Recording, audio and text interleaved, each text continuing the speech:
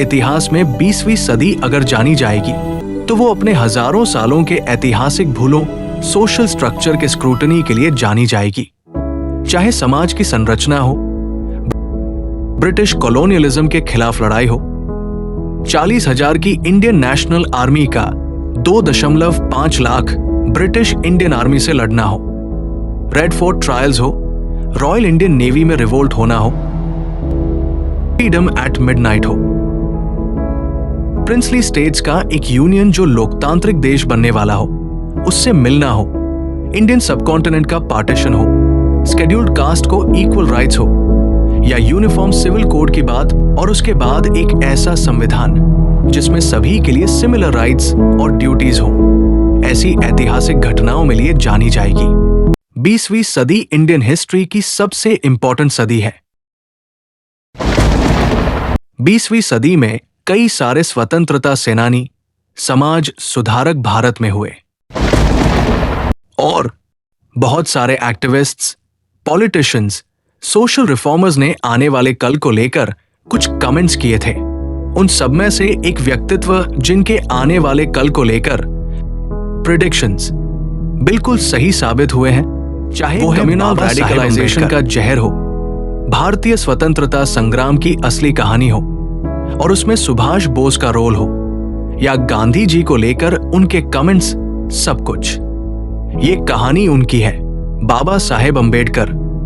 ये नाम भारत में कौन नहीं जानता। कहने को तो 20वीं सदी भारत के लिए कई महत्वपूर्ण शख्सियतें से भरी रही,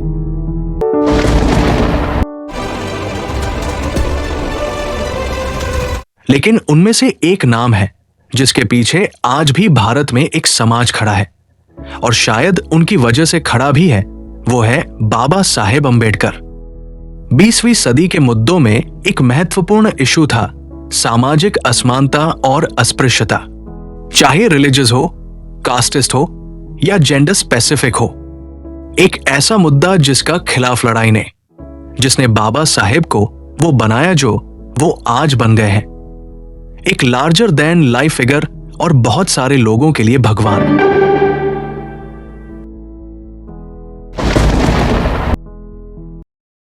बाबा साहेब को लेकर जो पॉपुलर बिलीव है वो है कि एक ऐसा बच्चा जो एक गरीब बैकग्राउंड में हुआ पर अपनी मेहनत से एक दिन लंदन स्कूल ऑफ इकोनॉमिक्स से डॉक्टरेट लिया और भारत का संविधान लिखा।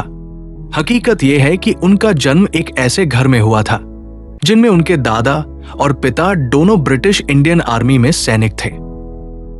उनका जन्म 14 अप्रैल 1891 को हुआ था। उनके जन्म के कुछ महीने बाद ही उनके पिता आर्मी से रिटायर हो गए और कोंकण नाम की जगह पर रहने चले गए। उनके पिता का नाम रामोजी सकपाल था और उनकी मां की मौत तब हो गई थी जब वो सिर्फ 6 साल के थे। कोंकण से अपनी स्कूल की पढ़ाई पूरी की थी। यही वो वक्त था जब पहली बार सालों पुरानी एक कुप्रथा से उनका सामना हुआ।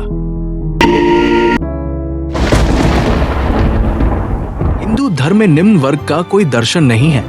हिंदू धर्म की नींव वेद है, जिनकी रचना लगभग 2000 ईसा पूर्व में हुई थी। इसमें जाति व्यवस्था पेशे पर आधारित है, ना कि उनके जन्म पर। यानी जन्म के बाद वो साहित्य पढ़े, धार्मिक समारोह करें, कबीलों को रक्षा करें, व्यापार करें, ये उसकी जाति थी। एक सोशल सिस्टम को कैसे एक्सेप्टेबिलिटी मिलती है और धीरे धीरे रिजिड होकर एक प्रथा और फिर कुप्रथा बन जाती है। अस्पृश्यता इसका सबसे अच्छा उदाहरण है। जैसे कि बाबा साहेब की कहानी जब भी हम बात करेंगे तो वो शुरू होगी इमोशंस के साथ। सोच के देखिए, एक छोटा सा बच्चा जब स्कूल जाता है तो उसे ये डर होता है कि कहीं वो गलती से किसी टीचर या बच्चे से टच ना हो जाए। वो कोई गेम नहीं खेल सकता क्योंकि उसे डर है कि वो किसी को छू ना जाए। उसे पीने का पानी तक नहीं दिया जाता जिस मटके से बाकी लोग पानी ले लेते हैं। जैसे जिस बच्चे ने ये सब फेस किया था, और शायद इसीलिए वो साफ साफ समझ पाए कि वाकई में समानता कैसे आएगी। इसीलिए वो सच कहने से डरे नहीं। और यहां तक कि गांधी को भी, जो इंडियन पॉलिटिकल सिस्टम का चेहरा बन चुके थे, उन्होंने महात्मा मानने से भी मना कर दिया और यहां तक कहा कि गांधी एक ऐसे जातिवादी हैं जिनके दो चेहरे हैं, एक पश्चिमी दुनिया के लिए जिसमें वो जाति व्यवस्था के खिलाफ बोलते हैं और दूसरे भारत के लिए जहां वो जाति व्यवस्था को सही ठहराते हैं। लेकिन बाबा साहेब की जिंदगी एक सबसे अच्छा उदाहरण है कि समस्या प्रथा में है, लोगों में बिल्कुल भी नहीं। जब वो स्कूल में थे तो 3 घटनाएं उनके जीवन में हुए जिन्होंने उनकी जिंदगी में बहुत इंप्रेशनेबल रही।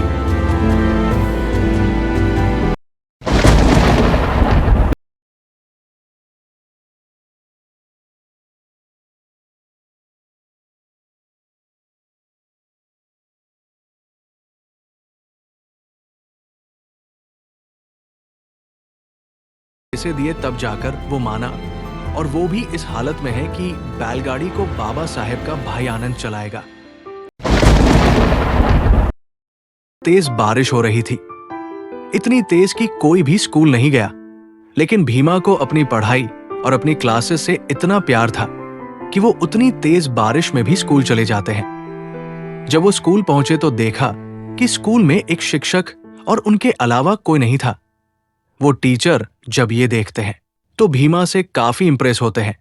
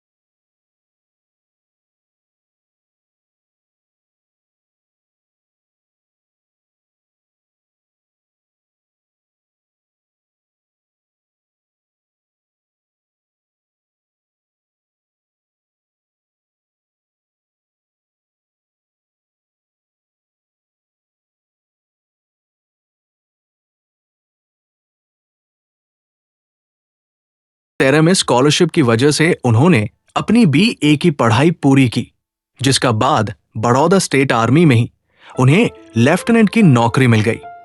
लेकिन किस्मत को कुछ और ही मंजूर था। उनके पिता की अचानक तबीयत खराब हो गई और अंबेडकर बड़ौदा से वापस मुंबई आ गए, और मुंबई वापस आने के अगले ही दिन उनके पिता एक्स सूबेदार रामोजी सकपाल, जिन्होंने हर कोशिश की अपने बेटे के लिए, उनकी मृत्यु हो गई।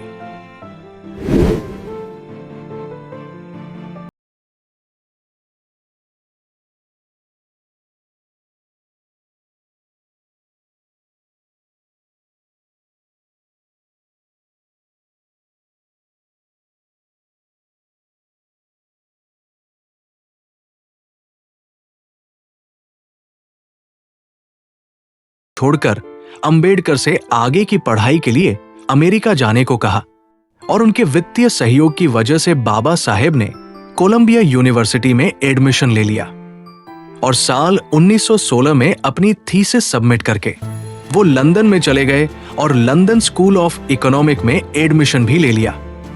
यहां भी उनकी मदद बड़ौदा के राजा ने की और पूरी वित्तीय मदद दी। और 1917 में लंदन से लॉ प्रैक्टिस के लिए बार से लाइसेंस लेकर वो भारत वापस आ गए। भारत आकर बड़ौदा राज्य में उन्हें फाइनेंशियल सेक्रेटरी बना दिया गया, क्योंकि जो राजा थे वो उन्हें अपना फाइनेंस मिनिस्टर बनाना चाहते थे, लेकिन वहां उन्हें अस्पृश्यता का सामना करना पड़ा। उनके बेहद कम रैंकिंग वाले पियोन भी उनके काम नहीं करते थे। हालांकि उन्होंने राजा से इस बारे में बात भी की, पर कुछ नहीं हुआ, क्योंकि जो प्रोग्रेसिव ब्रॉड माइंडेड रिफॉर्मिस्ट सोच राजा सयाजी गायकवाड़ थे, वो उस समय का आम अशिक्षित समाज नहीं था। और बाबा साहेब को यह समझ आ गया कि उनकी लड़ाई सिर्फ फाइनेंशियल गरीबी नहीं है, बल्कि एक कुप्रथा है जिससे एक समाज लड़ रहा है और उनके लिए कुछ करना है। तब वो भारी मन से सयाजी गायकवाड़ को एक पत्र लिखते हैं और वापस मुंबई आ जाते हैं।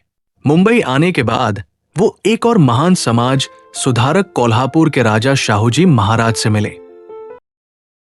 वो समाज से छुआछूत को सही में खत्म करना चाहते थे, इसलिए वो खुद ऐसे भोज में बैठते जहां सारे समाज के लोग साथ मिलकर खाना खाते थे। 1919 में उन्होंने बाबा साहेब को एक समाचार पत्र को संपादित करने के लिए कहा था, जिसका मुख्य उद्देश्य अस्पृश्यता के खिलाफ समाज को जागरूक करना था। और बाद में शाहूजी महाराज की वित्तीय मदद से वो फिर लंदन स्कूल ऑफ इकोनॉमिक चले गए और लंदन जाकर अपनी पढ़ाई पूरी की, और उसके बाद जर्मनी में बोन यूनिवर्सिटी में चले गए और वहां भी अपनी पढ़ाई पूरी करके 1923 में वो भारत आ गए। और इतने प्रतिष्ठित विश्वविद्यालयों से पढ़ने के बाद, थीसिस सबमिट करने के बाद और दुनिया का ग्लोबल पर्सपेक्टिव लेने के बाद 1923 में वो भारत आ गए और उनकी जिंदगी की एक नई शुरुआत हुई, जो थी भारत के राजनीतिक मानचित्र पर।